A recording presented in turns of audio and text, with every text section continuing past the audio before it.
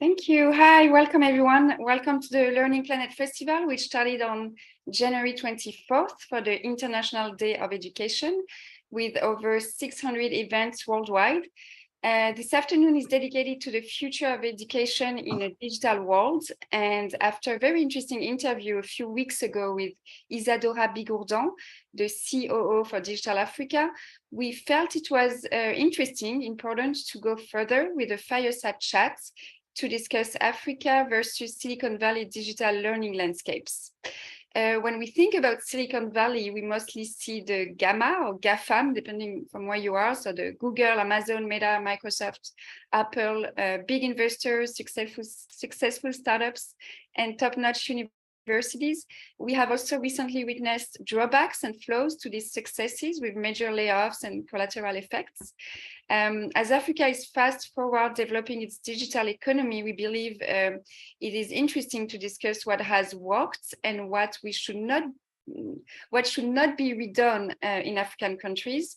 What is the role of education in African countries' digital transformation? What is the most needed? And for this, today I have the pleasure to welcome Dr. Jonathan Reichental, ex-CIO for the City of Palo Alto, entrepreneur, professor, and author of several publications. I'll let him introduce himself.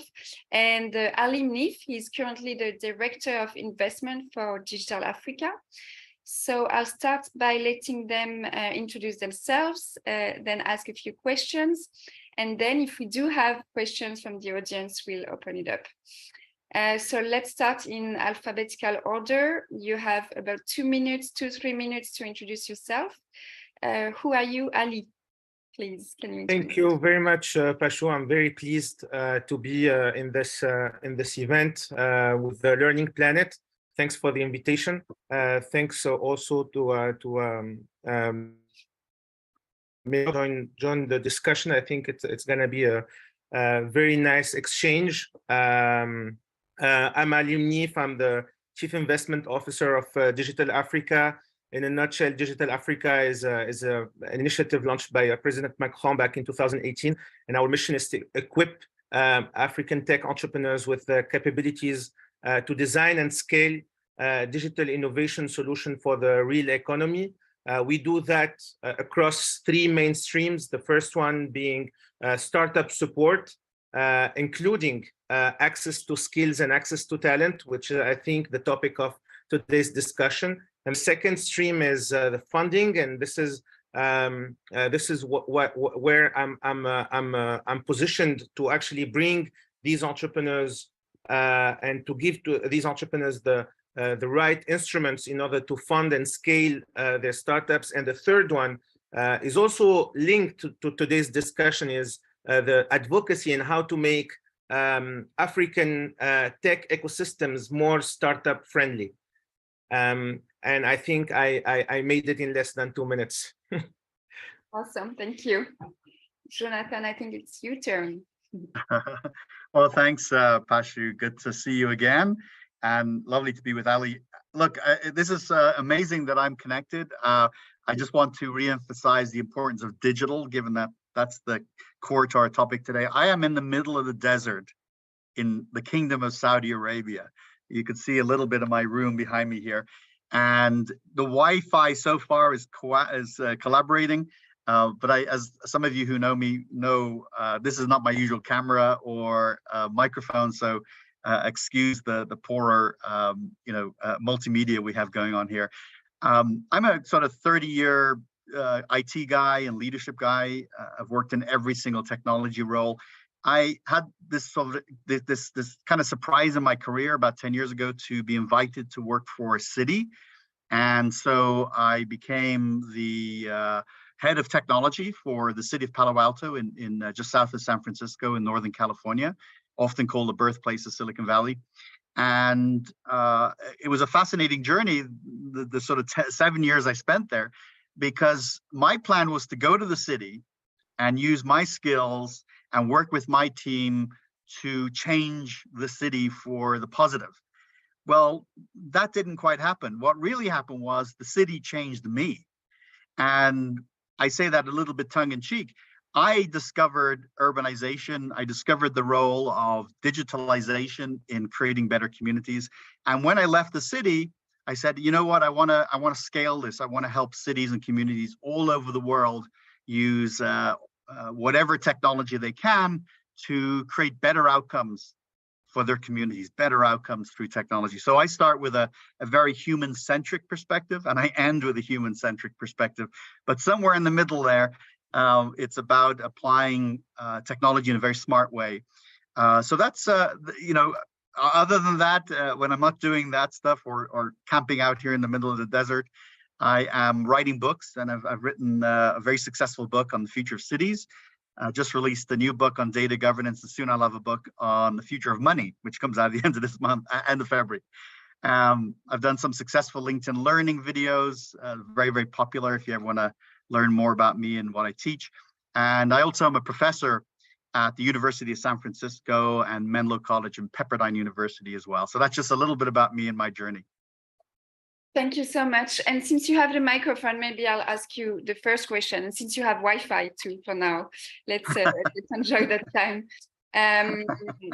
So, because the audience that we have at the Learning Planet Festival is not a tech audience, it's learning, education, professionals and students and youth. And so, I mean, it would be interesting just to have an overview of Silicon Valley ecosystem and environment and how that ecosystem enabled tech to thrive.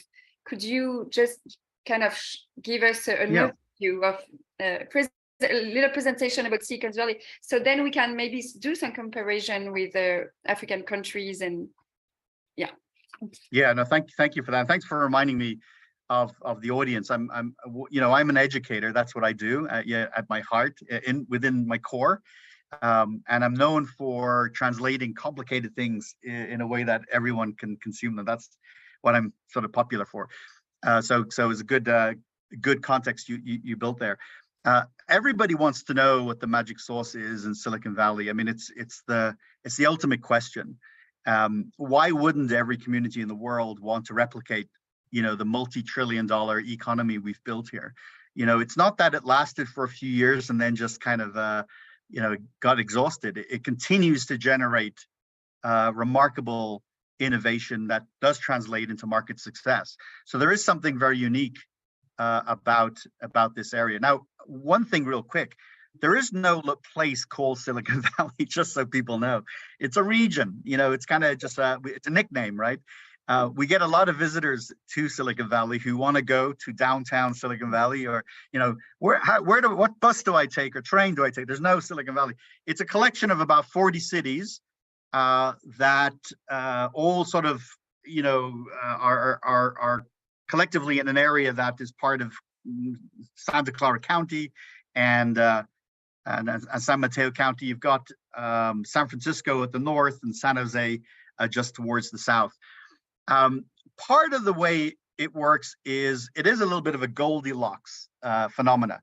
What I mean by that is everything's just about right. We have the right amount of risk takers. We have the right amount of capital. That's a huge thing, by the way. We have a history. So we kind of have, this is something we've been doing for 40 years already, 40 or 50 years. We have the benefit of being on the west coast of the US, which has historically been the West and the Wild West, where the people who went out there were pioneers. They wanted to live life differently. And there's that continued ethos that exists here. One of the other things that's very important is there's a lot of serendipity. We create the opportunity for people to meet, connect, and join forces and deliver ideas. It's not unusual for somebody to go to a coffee shop and perhaps strike up a conversation with somebody, and within a few days they're building a business. Mm-hmm. But I think I imagine this will come up in the conversation a lot, and when we hear from Ali, is we aren't afraid to fail. Now, I know this is a bit of a cliche, but it's an important cliche in that when you fail in Silicon Valley, nobody blames you, and nobody sort of, you don't become an outcast. Nobody wants to work with you because you failed. what actually happens is, as someone who tried an idea, tried to build a business, and it didn't quite work, what happened was you really learned a lot. You learned what works, what doesn't, and now you can apply it to your next business. So now you have experience. What I find as I work with communities around the world, you know, people have to succeed, and because of that, because culturally there's a fear of failure, people aren't prepared to take risks or do the bold things or go after ideas that you don't quite know what the business model is going to be yet. So I really want to, you know, come back to this idea that it is core, that culture is core to the Silicon Valley success story. Thank you very much. And maybe you also, I mean, so there are these factors that help Silicon Valley succeed, and maybe there's a political stability as well that is a little bit that is helping, that might not, that some African countries might not have. Ali, do you want to jump in maybe and I think, and I agree with Jonathan. I think even in the US, cities couldn't replicate the Silicon Valley model. I mean, if you look of how Austin and New York and Miami have tried in the past to copy, they didn't succeed to reach the level Silicon Valley reached. And same thing happened also in Africa. I mean, we've heard about Yabacon Valley in Nigeria, Silicon Savannah in Kenya, Silicon Village in Kinshasa. So we've tried all across the continent to get inspired of Silicon Valley. And I agree that the recipe and the ingredients that Silicon Valley has are very hard to replicate. I think first, there is a culture of excellence. I mean, besides the culture of the fail forward, right? Even though you fail, you keep moving forward. I mean, that's deeply anchored in Silicon Valley, but there is also the culture of excellence. I mean, you cannot replicate the excellence of Stanford in other places in the world, and you cannot capture. And this is where I don't agree with Jonathan. I mean, the dose of capital, available capital in Silicon Valley is not, I would say, easily replicable, right? What we are seeing in Africa is, even though Silicon Valley is technology-driven, the movement that we are seeing in Africa among technology startups is more market-driven. There is so much gap to fill that we are starting by building technology startups that are filling this gap. Not enough banks, neobanks are there to fill the gap. Not enough universities, and we've seen a lot of huge successes like Andela in Nigeria that is filling the education gap. Poor logistics, the first logistics startups that are emerging are filling the gap. So I think the first movement that we are seeing in Africa is about leapfrogging and filling the gap. Now, I think the challenge is how to migrate from that market-driven innovations, copycatting, to technology-driven innovation, where we are pushing the made in Africa and forward. So how do we? Yeah, go ahead. Well, I just wanted to clarify something. I appreciate those points. Enlisting why Silicon Valley has succeeded, which I think was your question, Paju, was should not be construed as that's the way you do it, right? That's the way we've done it, and we're successful at it. And so to your point, Ali, the capital we have in here in the Silicon Valley area, or when I'm back in the US, is not something that anyone's going to compete with in the short term. I mean, it's a $2 trillion economy. It's bigger than most countries' economies. And so what you need to do, and I think you're getting to it, which I appreciate a lot, is magnify the strengths that each community has. And, there's a diversity in Africa, of course. And what those communities have to do is really double down on what works well, right? Rather than trying to duplicate Silicon Valley, which is actually going to be is going to only result in failure because you're not going to be able to. No, I agree. I agree with that. And just to continue, probably on your question, Pashu, if what Jonathan just said is the recipe for Silicon Valley, what should be the recipe in Africa, right? And I think the first one, linking it with the topic also, is the talent, right? If we don't have a Stanford in Africa, what's the recipe right now? And what we see is the most successful startups in Africa have been founded by founders who pursued their education in OECD countries. So if you take the top 50 startups, the most funded startups in Africa, one of the co-founders at a certain point studied, got educated in university in France, in the UK, in the US, in Canada, in Asia, etc. Right? And this phenomenon created also another secondary phenomenon, which is a role model phenomenon.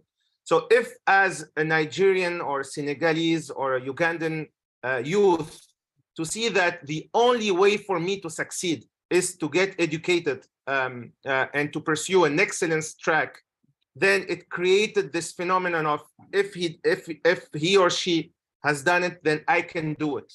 And we are seeing this movement. We are seeing this movement in Africa. The second ingredient is, and you said it, Jonathan, is it's a permissive ecosystem, the one that you have in the US. There are very few red tapes. In Africa, it's different. And Pashu, you said stability, political stability, permissive environments, startup-friendly ecosystems. It was not the case until the very last few years, where we've seen the Startup Act movement, regulatory sandbox movement as well, and startup-friendly frameworks happening here and there. In the last 4 years, 19 countries have launched their Startup Act in Africa. And this movement is not stopping. And it's allowing ecosystems to thrive. And I think this is the second most important ingredient besides talent to make sure that we have a quite interesting startup ecosystem. So I have some questions for you again, Ali. You say that a lot of successful entrepreneurs actually had to go study in foreign countries, right?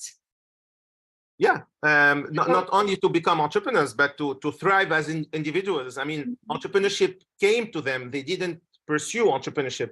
It's right. When you go and study abroad, you have two options, whether you stay wherever you're studying, and we have a very rich diaspora, African diaspora in Europe and in the US. And then the options you have to come back to your country. You will not end up working in the public sector. Private sector is not developed enough to absorb the millions of diaspora people that we have in the Western countries. So entrepreneurship becomes the only option available for them.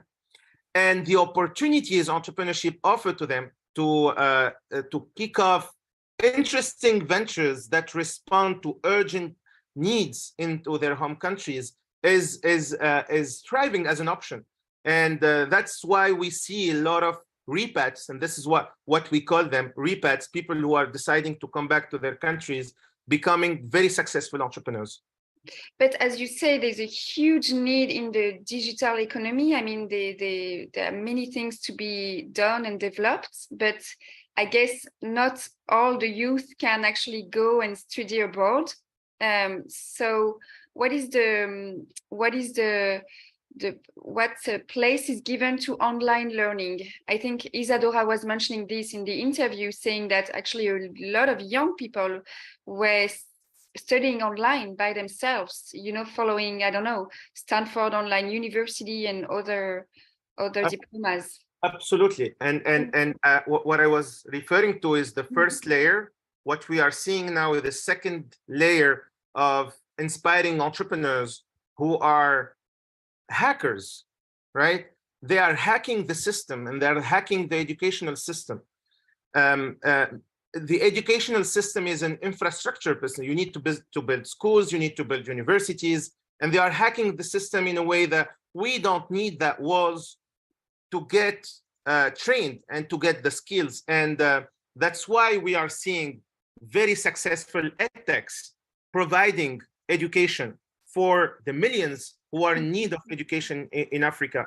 And they are not only hacking the educational system, they are also hacking the social system. They don't need their parents to go to school. They just need their phone, they need their laptop, and they are getting educated. So they are hacking the system, both the educational system and the social system, and becoming successful entrepreneurs as well. Thank you.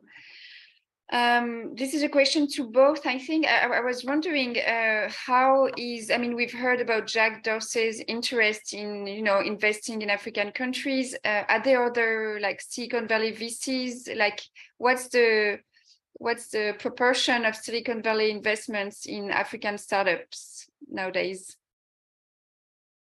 Do you have numbers about that? So the US is the first foreign investor in African startups, by far. I don't have the 22 figures, but at a certain point, we were at 40% of foreign investment in African startups coming from the US. 80% of the investment is coming from outside Africa, half of it coming from the US. Just in the proportion here. And of course, there is also something interesting about African ecosystems compared to US or more mature ecosystems, is we are still somehow I would say dependent on international financial institutions to support the grassroots movement of startup and ecosystem development, right? It's the case for startups, but also it's the case of talent and startup support organizations. And what we want to do in Digital Africa, just related to your last question, Pashu, is how can we provide talent with opportunities to get trained and to hack the system, right? And Talent for Startup is one of the projects that we developed to address that I would say challenge. First thing we've done is to go to startups to let us know what's the skills gap they identified among their staff, but also in relation to their needs. And then we went to digital education providers and we told them, these are the gaps we identified. We need you to train people to fill that gap.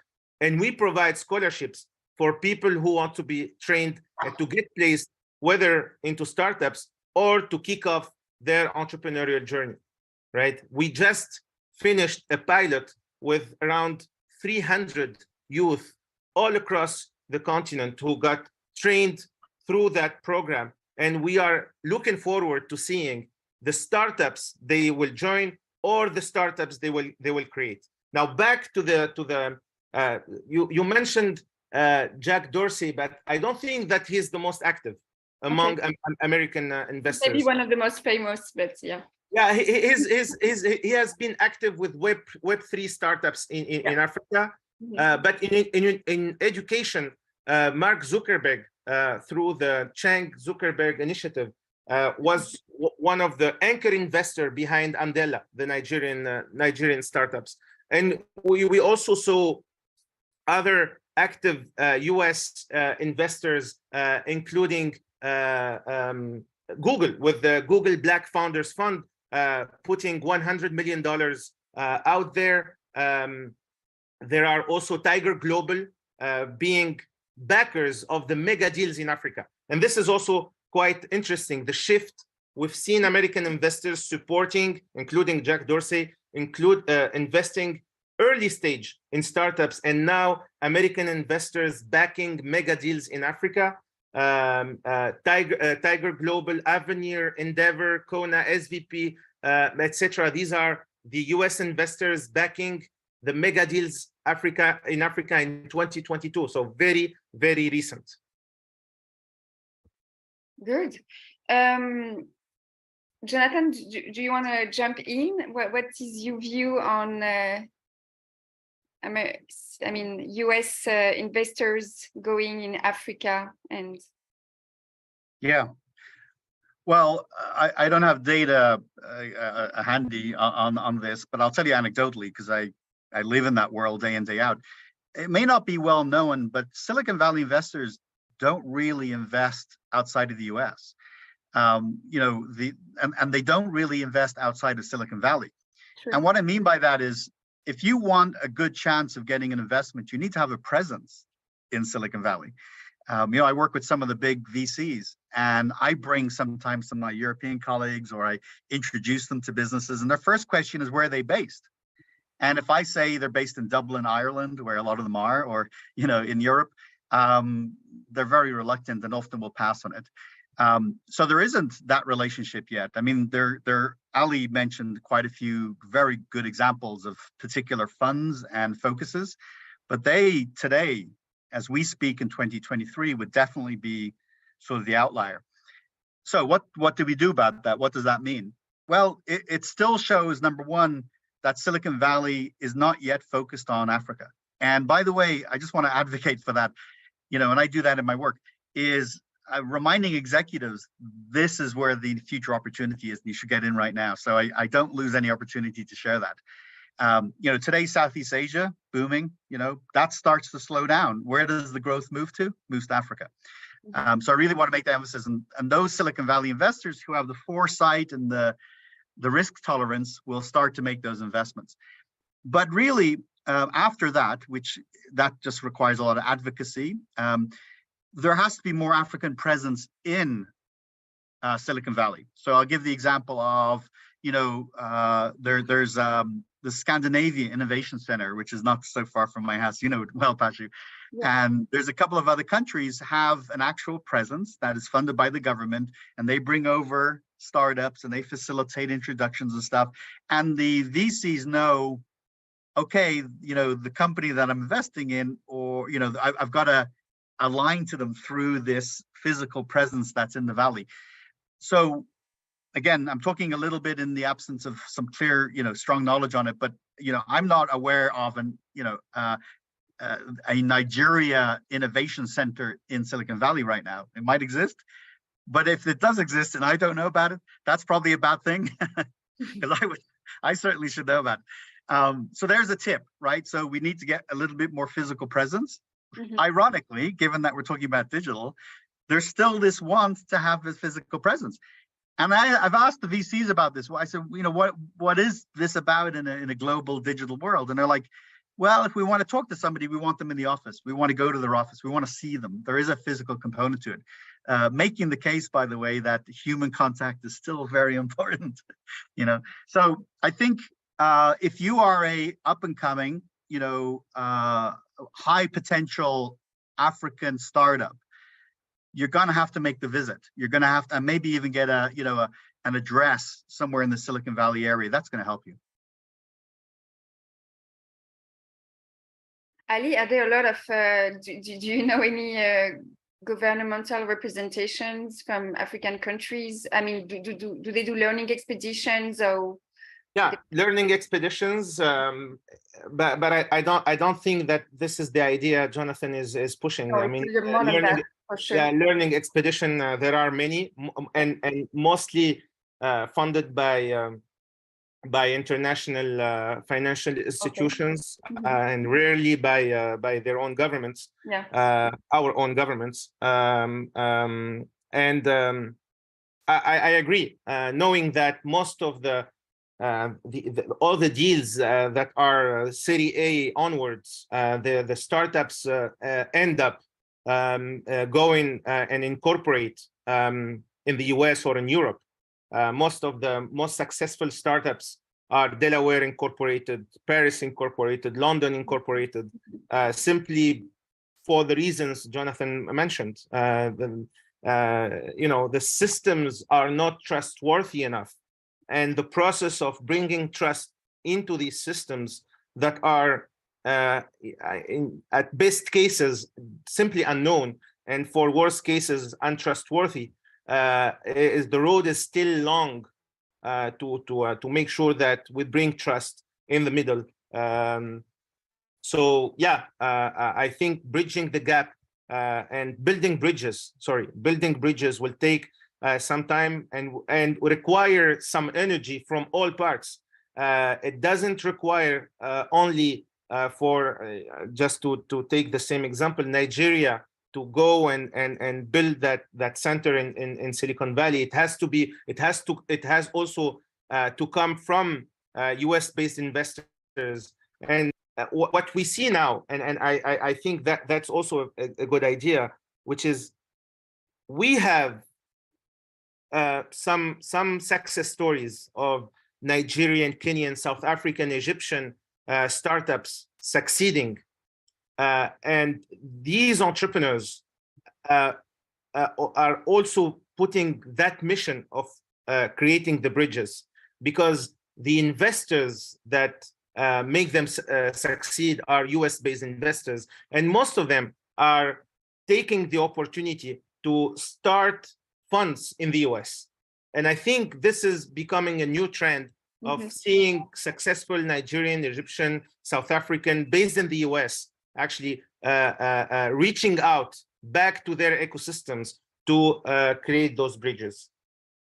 So you're talking a lot about Nigeria and Egypt.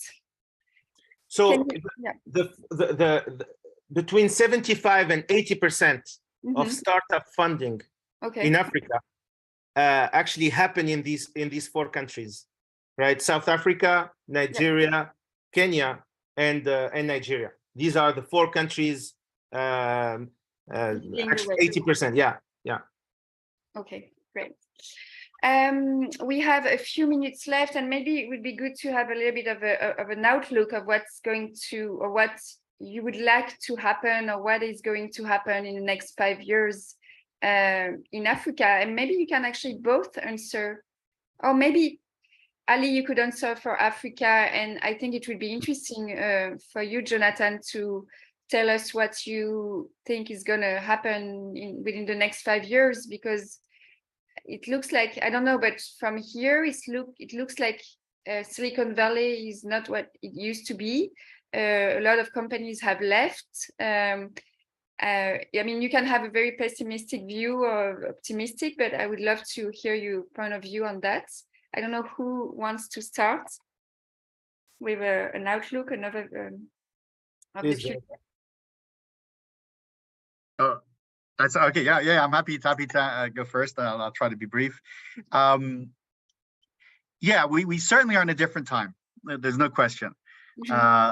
Whether it's just the crude revelation that we all knew that there wasn't enough diversity, right?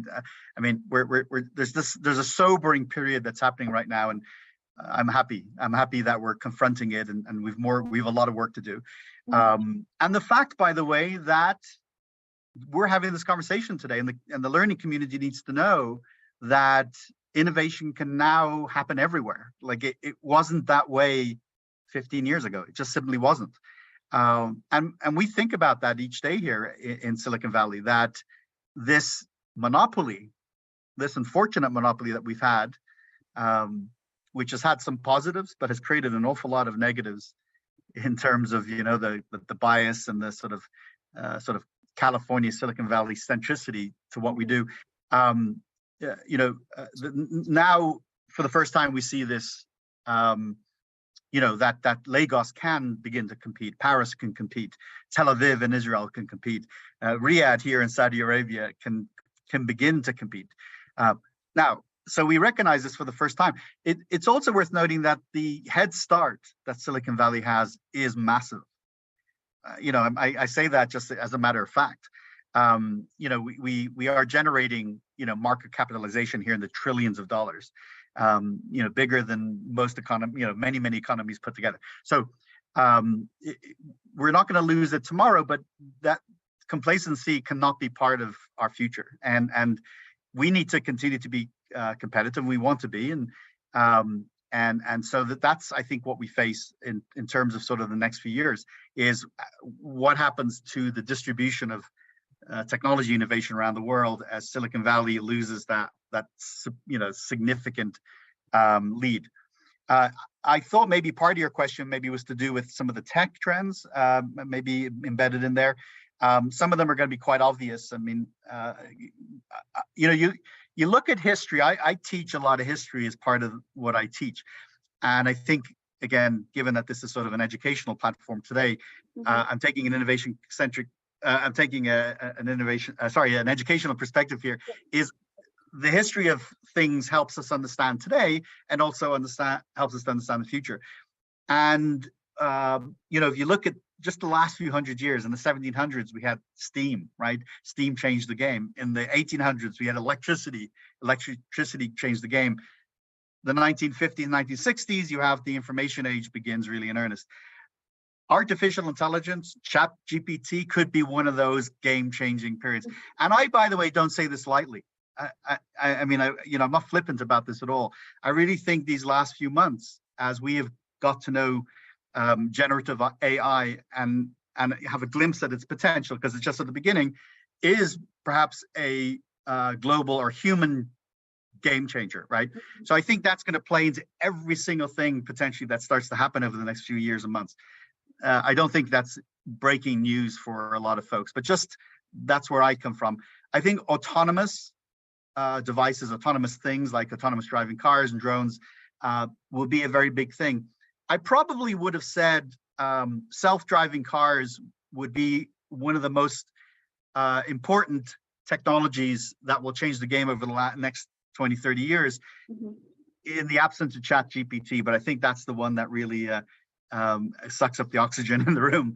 And then lastly, just to be more succinct, let's not lose sight of the Internet of Things. I think we're just at the beginning of connecting everything, sharing and moving data, and the IoT sort of projections, all the innovation surrounding that, looks to be in the sort of $2, even $3 trillion sort of market cap, by the end of this decade annually. So I think that is where we'll see Silicon Valley focus deeply in the next few years. And in terms of learning, maybe since we have a educational focus and audience, because the traditional universities such as UC Berkeley, Stanford, and many others, ASU, I mean, they're all pretty expensive.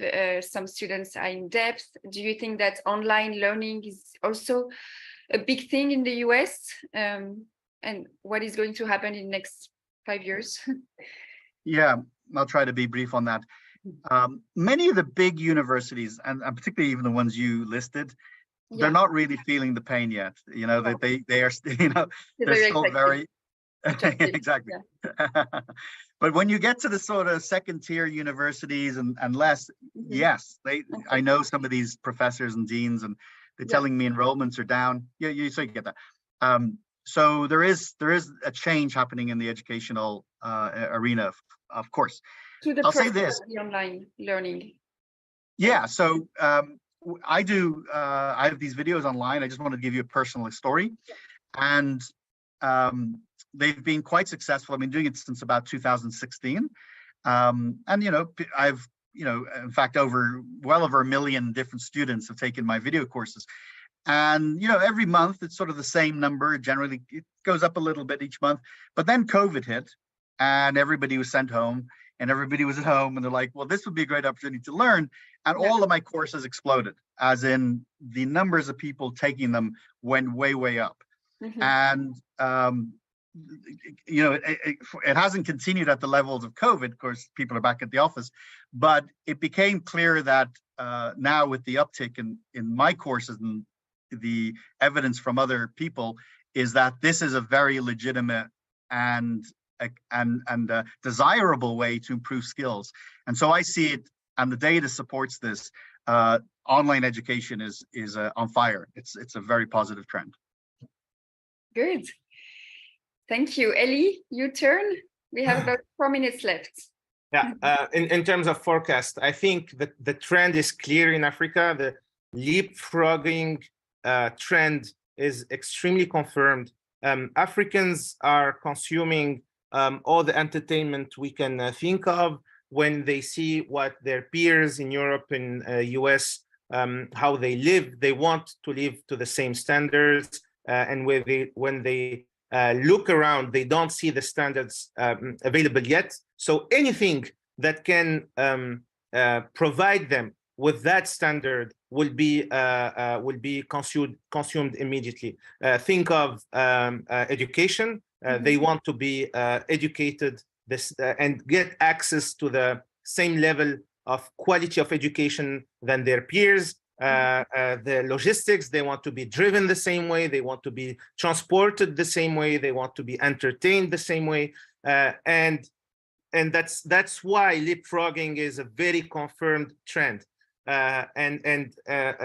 Today, the African population is increasingly, we're gonna double the population in a span of 15 years, right? Just to imagine the weight of that in terms of needs, consumption, and I would say prospect of development. Mm-hmm. Thank you. Thank you. That was very brief and straight to the point. Thank you so much. I think we can end here. Thank you so much for your time. I know it hasn't been easy to connect for you, Jonathan, from the middle of the desert. Thank you, Ali, for stepping in for Isadora. Sorry we missed her today, but you were a very good replacement. So thank you so much. Thank you very much. This video will be recorded, and if this is okay with you, it's going to be shared also on our website and social media. And hopefully we can all keep in touch. And you also both have each other's email addresses. Thank you so much.